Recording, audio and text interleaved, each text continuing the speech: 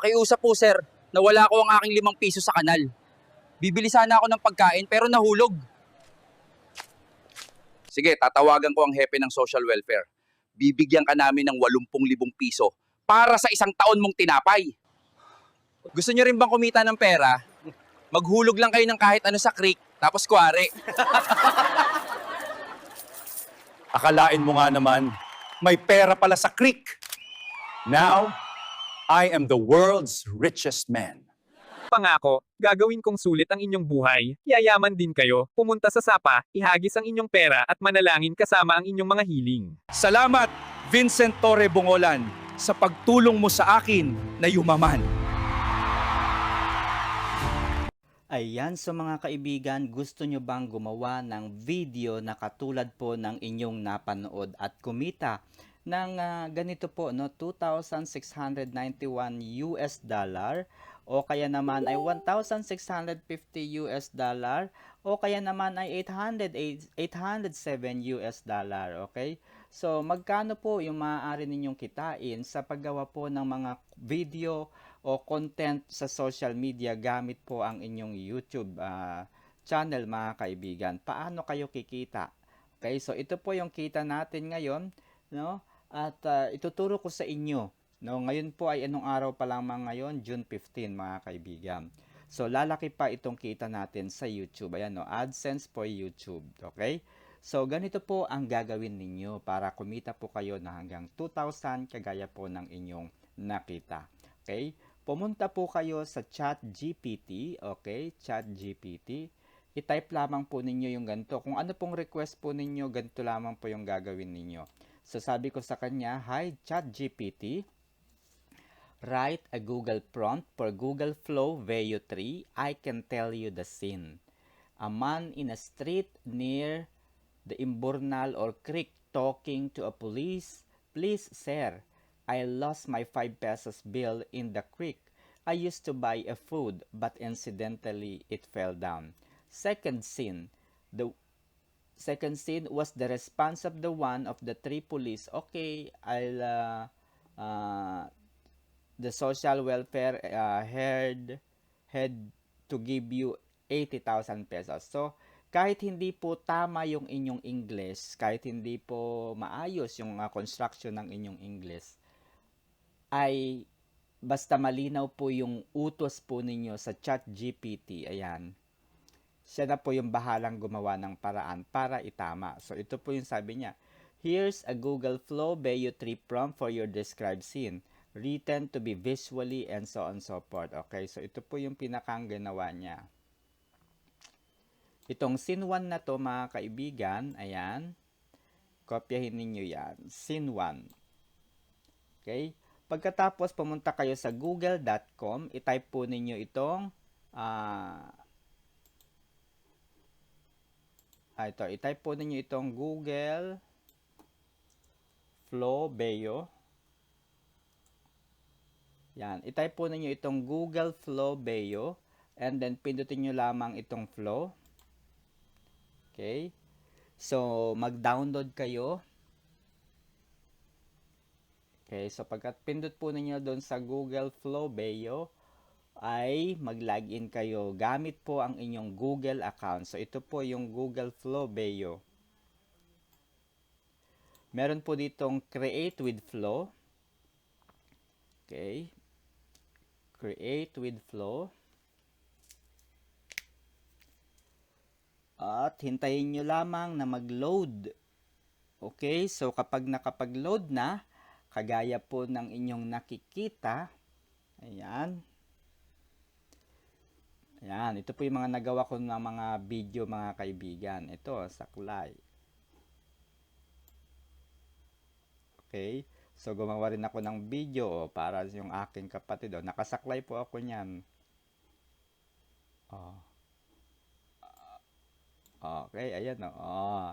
So, pindutin nyo lamang yung new project.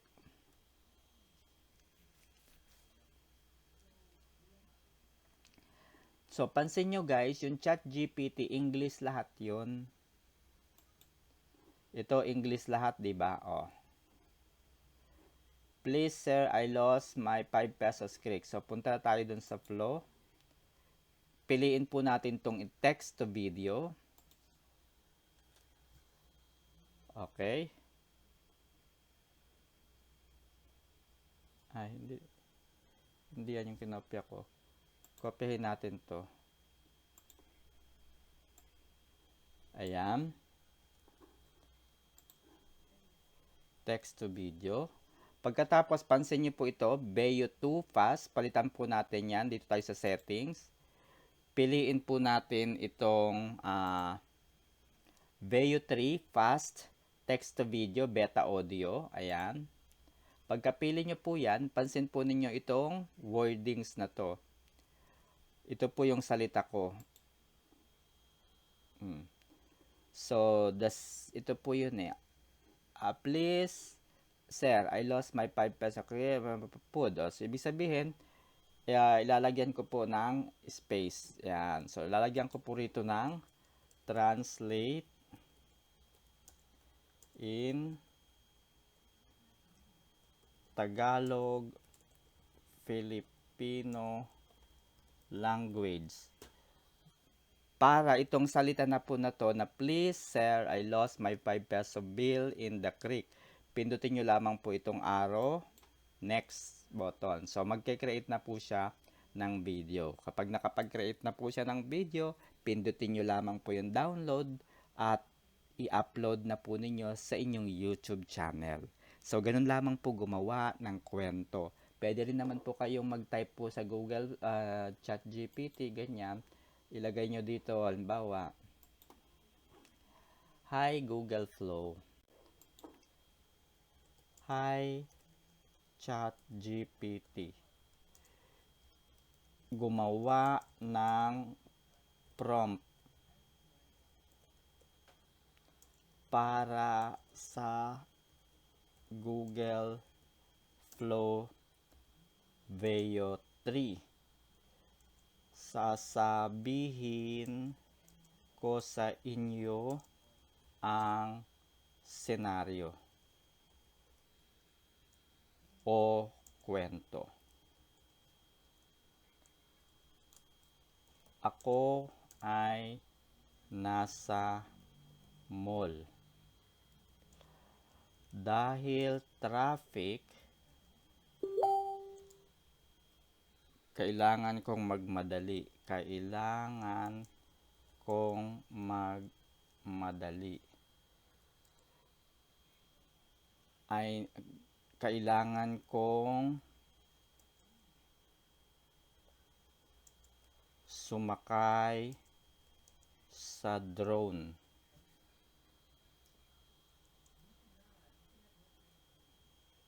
Para makarating sa SM Mall. Okay?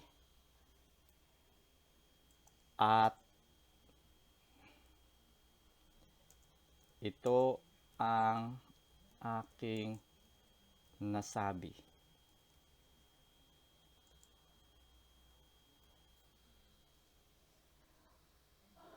Ako kailangan magpa-book ako ng drone para makarating ng maaga sa SM Mall. Tapos, yan. Ayan. Diba, mga kaibigan? Yan po yung gawa niya. So, ngayon, ang gagawin natin dyan, kopyahin natin yung ginawa niya.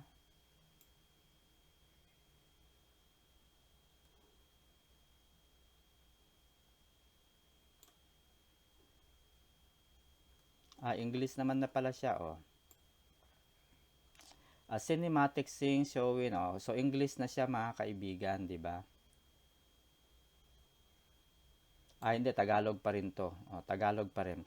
So, ang gawin natin, translate all in English. Okay. So, ito na siya. Naka-translate na siya sa English.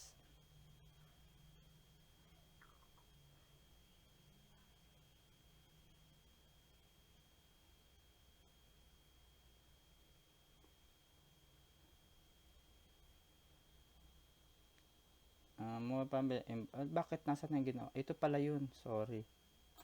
Hindi ko pa nakokopya. Ito.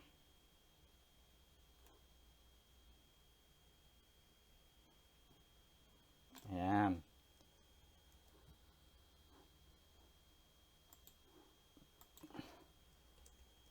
Translate all in English.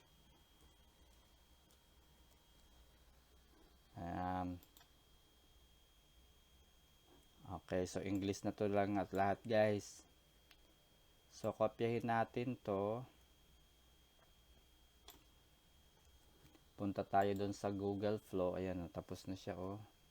Pakinggan nga natin, guys, kung ano yung sasabihin nito. Pakiusap po sir, nawala ang 5 piso ko sa imburnal. Pambili ko sana ng pagkain pero nahulog. Ganda. Pakiusap po sir, nawala ang 5 piso ko sa imburnal. So, ito uli, itatype ko. Yung ano ko dito, guys, meron akong sinabi, di ba, kanina.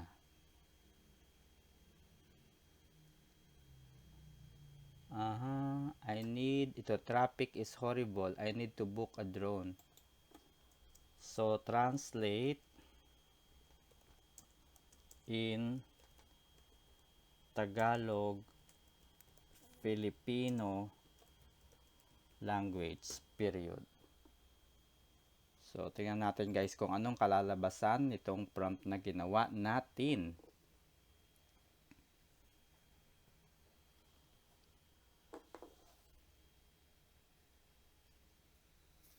So, pag natapos yan, guys, ganun na kadali gumawa ng isang bagong video.